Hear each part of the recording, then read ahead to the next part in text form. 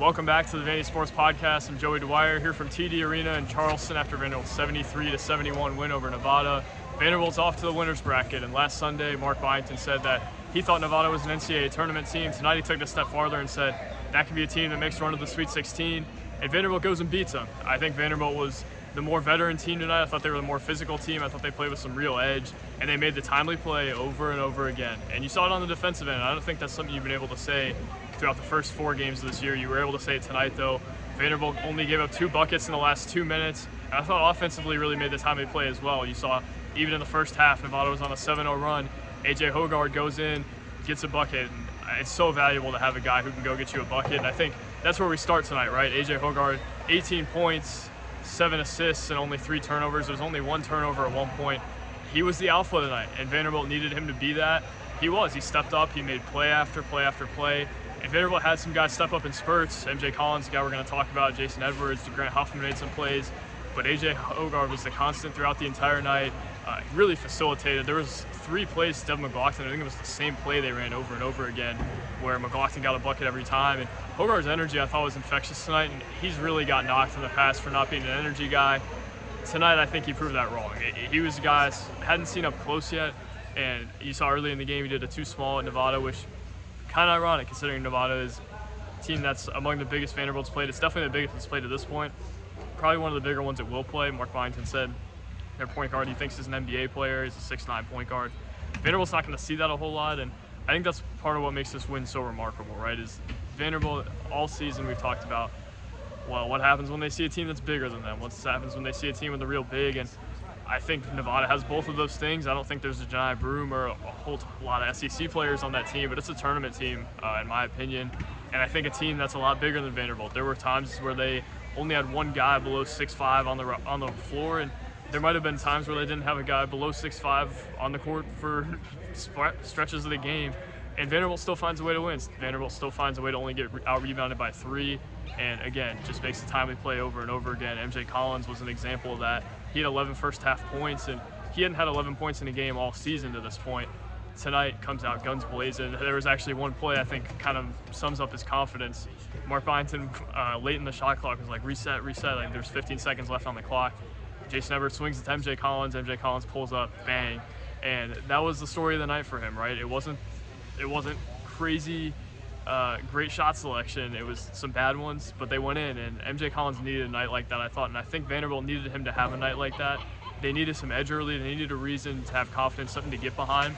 And when MJ Collins kind of quieted down towards the later part of the first half, Jason Edwards stepped up. He had 11 and really had some stretches of nice play tonight. I thought they had to take him out of the game late for defense, which I think might be something you see. He kind of got exploited late in the game by the size of Nevada. But Grant Huffman goes in, makes some plays, and he was a factor tonight as well. Hoggard talked about it. I think Grant Huffman's defense gives him a lot of confidence. I think that's a guy who is not going to go and score 15 points. We know that. We know that's not Grant Huffman's game. But also you're looking at it and saying, man, he's really getting after it on the defensive end. He's no weak link, and he rarely ever turns it over. He gets them in and out of their stuff really well. I thought Mark Byington drew up some really nice stuff tonight that worked. And Grant Huffman, I think, is really a catalyst in making those type of plays work. Also, Jalen Carey, got to mention him too. He didn't have a great statistical night, but they only got out-rebounded by 3. Jalen Carey had 8 rebounds. I thought he was such a factor for them. And you saw tonight what he could be too. Jalen Carey goes down, bangs a 3 that I think puts Vanderbilt up 8 in the mid-second half, and that was a huge shot that kind of changed the trajectory of this game. And then Nevada goes down, gets a look at the basket, and Jalen Carey pounds it off the glass. That was a huge sequence that I think completely changed the outlook of this game. And there was a lot of those tonight, right? Nevada came back late, and then Jason Edwards goes and hits the free throws. Devin McLaughlin hits the free throw. Vanderbilt really just made the time to play over and over again. That's what a veteran team does, right? It was a team that outmatched them. I think that was a team that was probably more physically imposing than Vanderbilt, and they're going to see a lot of teams like that, so they better get used to it. But Vanderbilt hit the tough shots. It made the timely play. And it was really physical throughout the night. When I saw the way this game was being officiated and how much they were letting go, I was thinking maybe that's a positive for Nevada. But Vanderbilt comes in this game and almost pushed around Nevada in some senses in a lot of ways. They forced 16 turnovers, and I thought that was a huge story too. Scored 17 points off of turnovers, and it's weird to say about a team that doesn't have a ton of length and size like Nevada has, but this is a really disruptive defense. They play really hard. talked to a really smart person during the game who asked about their defense. Said, "What do you make them defensively?" And he goes, "Man, they're scrappy. They play really hard." And I think you have a lot of evidence to back that up tonight, right? Vanderbilt really gets after it. Grant Huffman had 4 steals. Jason Edwards had 3. Tyler Tanner had 2.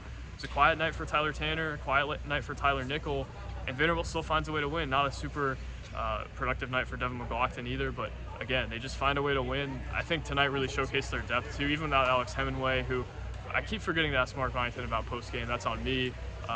But without him, who I think makes their rotation 10 deep legitimately, they've got a lot of guys, and any given night, one of those guys can step up. One night it's Edwards. I thought he really made some shots tonight, and he's been really good to start the year. He's their leading scorer. But also A.J. Hoggard stepped up tonight. He was the guy tonight. He was the alpha.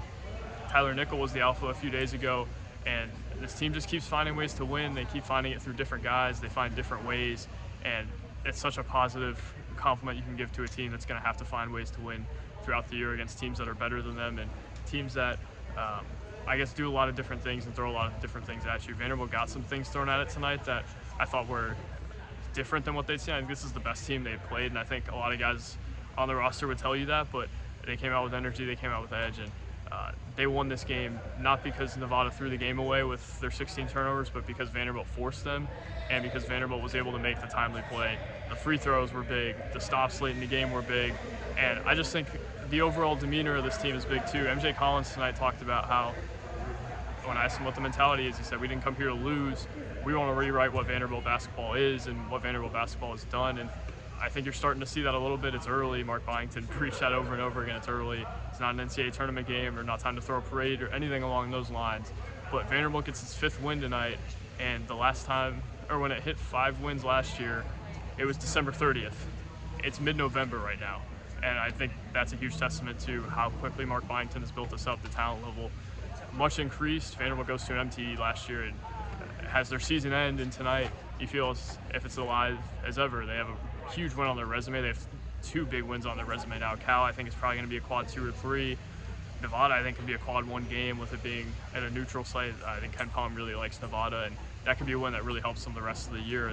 You had to get one like this. Tomorrow is going to be a really interesting matchup for the Seton Hall, a team that really wants to muck up the game, and it's going to be like a lab experiment to see what it's like. Vanderbilt's going to be the up and down team that has really had some questions about its defense, although I thought its defense was much better tonight. Nevada shot it really well, and they got in the paint, but Vanderbilt did enough on that end to warrant me thinking it was a solid performance. I just think they play so hard on that end, and they're so disruptive, and they're probably not going to force you to shoot 30%, but they're going to force turnovers, and they're going to force you into some bad ones. And when they needed to stop tonight, I thought they got it, and I thought that was such a huge piece of this game. But Seton Hall is going to be a slow it down, defensive-oriented team. Vanderbilt's kind of the opposite, and it's going to be an interesting matchup to see. But tomorrow, we'll wait until tomorrow.